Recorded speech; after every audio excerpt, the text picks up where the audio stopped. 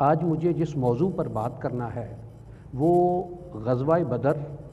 اس کی اہمیت اور اس کے نتائج ہے، اور اس کا تاریخ اسلام میں اس کی سگنیفیکنس، اس پر مجھے کچھ بات کرنا ہے۔ اس کے لیے سب سے پہلے اگر ہم اس بات کو شروع کریں کہ غزوہ بدر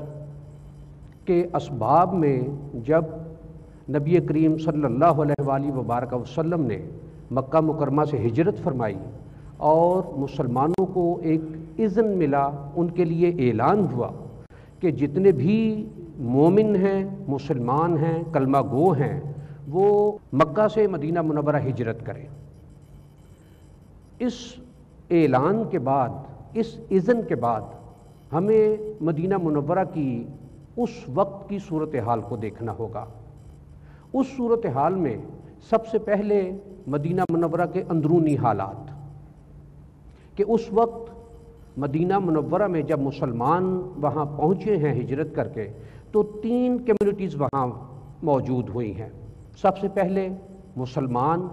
اس میں انصار جو وہاں کے رہنے والے، اور مہاجرین جو مکہ مکرمہ سے ہجرت کر کے پہنچے اور جن کی آمد کا ایک سلسلہ جاری رہا۔ دوسرے مدینہ منورہ کے پرانے رہنے والے لوگ، جن میں اوس اور خزرج قبیلے 2 بڑے تھے، اور ان میں ایک باہم لڑائیاں مدتوں سے چل رہی تھیں۔ تیسرے یہودی جو مدینہ منورہ میں اور مضافات مدینہ کے رہنے والے تھے۔ اس آمد میں جو نبی کریم صلی اللہ علیہ وآلہ وبارک وسلم کی مدینہ منورہ میں تشریف آوری ہوئی، سب سے پہلا جو نقصان یا کسی شخص کو جو ضد پہنچی وہ عبداللہ بن ابی تھا، کہ جس کے لیے جنگ بعاث کے بعد اوس اور خزرج دونوں قبیلوں نے مشترکہ طور پر اس کو اپنا سربراہ بنانے کا فیصلہ کر لیا ہوا تھا۔ نبی کریم صلی اللہ علیہ وآلہ وبارک وسلم جب مدینہ منورہ پہنچے ہیں اور ایک مسلمان ریاست کی بنیاد رکھے گی وہاں، تو اس کا وہ جو بادشاہ بننے کا خواب تھا، اس ریاست کا امیر بننے کا خواب تھا، وہ ختم ہو گیا۔ ایک اس کے اندر یہ ایک جیلسی، ایک حسد اور ایک اناد کی کیفیت بنی، جس میں اس نے مسلمانوں کو تکالیف پہنچانے کے لیے جو کچھ اس سے بن پڑا، اس نے لوگوں کو اکٹھا کرنا شروع کیا۔ ایک یہ معاملہ ہوا۔ دوسرا، اس سے متصل مکہ کے قریش جو تھے، انہوں نے نبی کریم صلی اللہ علیہ وآلہ وبارک وسلم کی ہجرت مبارکہ کے بعد بھی مسلمانوں کے خلاف اپنی ریشہ دمانیاں ختم نہ کی۔ چونکہ مکہ کے قریش خانہ کعبہ کے متولی ہونے کی وجہ سے پوری سرزمین عرب میں عزت اور وقار کی نگاہ سے دیکھے جاتے تھے۔ ایک ان کا یہ اعزاز تھا، ایک اکرام تھا، اور دوسری ان کی کیفیت یہ تھی کہ چونکہ یہ تاجر لوگ تھے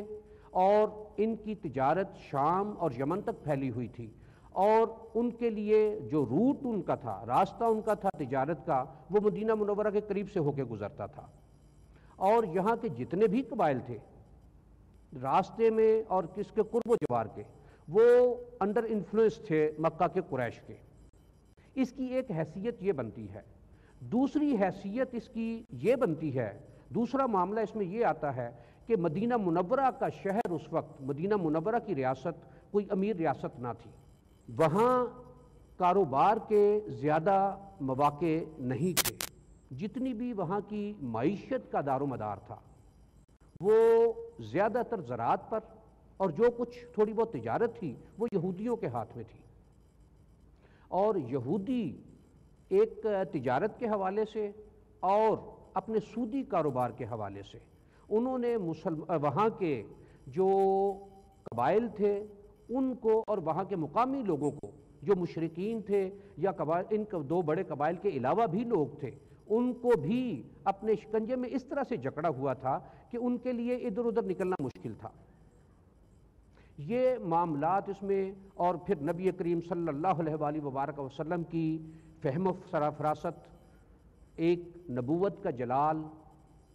ایک نبوت کی عظمت اور نبوت کا علم، جس میں جو مسلمان وہاں کے ایسے لوگ جو ہجرت کر کے آئے، یا مکہ مدینہ منورہ کے جو ایسے لوگ تھے کہ جو مائنر کمیونٹیز سے تعلق رکھتے تھے، جن کے پاس مالی وسائل بہت کم تھے، ان کے لیے ایک مواخات کا پہلا سب سے کام یہ ہوا کہ جو مکہ سے مہاجرین آئے مسلمان ہجرت کر کے، ان کا اور مدینہ منورہ کے جو امراء تھے یا جو ویل ٹو ڈو تھے، ان کا آپس میں مواخات کا سلسلہ قائم کروایا۔ اور اس میں چونکہ مکہ مکرمہ کے رہنے والے قریش جتنے بھی تھے، تجارت ان کا پیشہ تھا، اور ان میں سے اکثر نے، تمام تر تو نہیں لیکن اکثر نے یہ کام کیا کہ اتنے کن سے جن کے ساتھ ان کا بھائی چارہ ہوا، مواخات قائم ہوئی، ان کے ساتھ ان سے انہوں نے طلب جو کیا وہ یہ کہ اتنا کن کو دے دیا جائے جس سے وہ اپنا کام کاج، اپنی گزران، اپنے کاروبار کے لیے کچھ نہ کچھ کر لیں۔ اور اس سے انہوں نے کاروبار شروع کیے، کام شروع کیے، جس سے ایک مدینہ کی ریاست میں، لیکن یہ بات کی بات ہے کہ کچھ فراوانی آئی۔ ایک معاملہ یہ رہا، مالی معاملہ، ادھر جو قریش مکہ تھے، انہوں نے جب مسلمان یہاں کسی حد تک حالت امن میں آئے تو انہوں نے جو ان کے زیر اثر قبائل تھے، جتنے بھی لوگ ان کے زیر اثر تھے، ان کو مسلمانوں کے خلاف بھڑکانا شروع کر دیا، مسلمانوں کے خلاف ان سے اتحاد شروع کیا۔ سب سے پہلا خط عبداللہ بن ابی سلول کو مکہ کے قریش کی طرف سے بھیجا گیا۔ ایک تو چونکہ اس کا بغض بھی تھا، پہلا اپنا بھی، ذاتی بھی، اور یہ خط بھی اس کو ملا، اور خط میں اس کو یہ کہا گیا کہ تم نے ہمارے مجرموں کو پناہ دی ہے، یہاں تم خود ان کو یہاں سے نکال دو، ورنہ ہم آ کے تمہیں بھی یہاں سے نکال دیں گے اور تمہاری عورتوں پر قبضہ کر لیں گے، تمہاری عورتوں پر تصرف کر لیں گے۔ اس پر عبداللہ بن ابی نے